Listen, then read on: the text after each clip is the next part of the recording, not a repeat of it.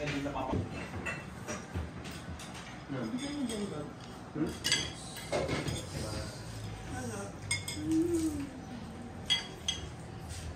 Hindi ka gusto mo kutsara? Pinupak na to.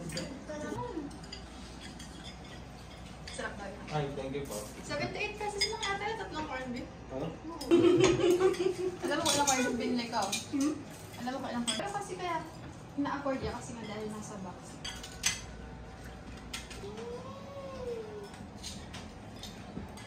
Ma'am.